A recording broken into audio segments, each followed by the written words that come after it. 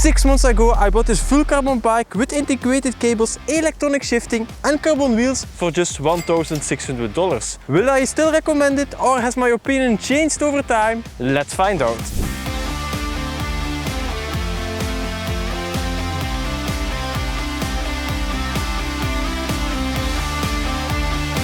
And now it's time for the big question. Do I still recommend this bike after 6 months of riding? And I have to say, absolutely. I can honestly say that it feels like an upgrade if I compare it to my TTX-72 because the frame feels more stiff and aggressive. Of course, no bike is perfect, so I will talk about the positive and negative points as well. So make sure to watch until the end of the video and don't forget to like and subscribe. So now it's time for the big question, who is this bike actually for? In my opinion, this bike is ideal for intermediate riders who want to take their cycling to the next level without breaking the bank. It is still incredibly affordable and offers a lot of value for the price. If you compare it to similar bikes from Western brands, you can easily end up paying 2 or even 3 times more. For me personally, one of the biggest selling points is actually the look. With the black finish, fully integrated cables and aero bottle cages, the bike looks absolutely incredible. And when you're riding it, it really feels fast and aggressive. But there is one downside, the design looks very similar to the Factor Ostro Vem, which is definitely unfortunate to see.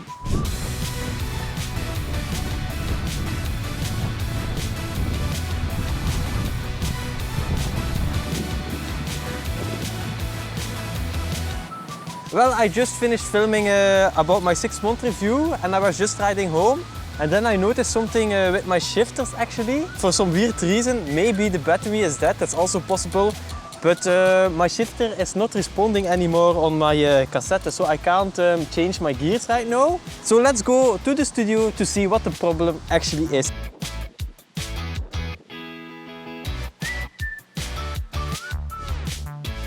Well, I just arrived home and I checked my WheelTop app and it turns out that my rear derailleur was actually empty, so I'm actually very happy. I charged it up and now let's see how the shifting performance is after 6 months of using.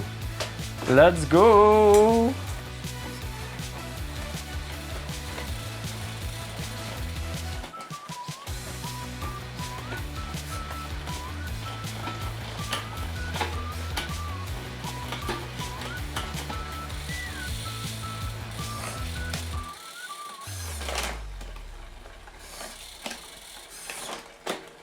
Hopla. Well, as you can see, it still performs great. Also, some small upgrades you can make are swapping out your butyl inner tubes for PTU inner tubes, change to clipless pedals and position your hood levers inwards. A question I have received hundreds of times is, do you have to pay additional costs like taxes when your bike arrives? And the answer is no. The price you see at checkout is the final price you pay, so there shouldn't be any surprising cost when the bike arrives. And that includes all the taxes. I've also recently started using their own website where you can buy their bikes directly. You can even get the bikes cheaper there because they completely cut out AliExpress. That said, I would always recommend paying with PayPal because it gives you an extra layer of protection if something goes wrong. And now let's get into the good and the bad, because after riding this bike for 6 months, I've definitely noticed some things I really like and a few things I'm not so impressed with. Let's start with the biggest advantage, and that is definitely the price. For the money, it's honestly hard to complain.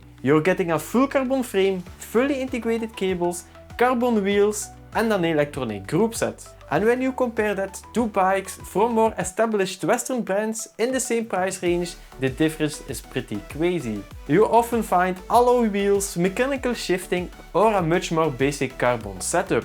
Another big positive point for me is the design. Come on, I mean, it just looks incredible. I know looks aren't everything, but let's be honest, they definitely matter. The matte black finish combined with the silver decals make this bike look much more expensive than it actually is. And they have updated the bike since I bought mine. The newer version comes with an updated rear derailleur and chain, plus a large poly wheel which gives the group set an even more high-end look. Then we have the overall build quality, of course. The frame feels extremely stiff and solid, and after 6 months of riding I haven't noticed any problems at all. The handlebar tape also feels surprisingly premium, and the WheelTop electronic groupset has been a solid performer. I've now used this groupset on several bikes and personally I never had any major issues with it. But now let's talk about the things I don't like. The biggest one for me is definitely comfort. Once I start doing rides over around 100 km, I notice that the aggressive geometry starts to become uncomfortable. I know this is very personal, but I know Mike from BikeLab HQ also tested this bike and didn't have this issue.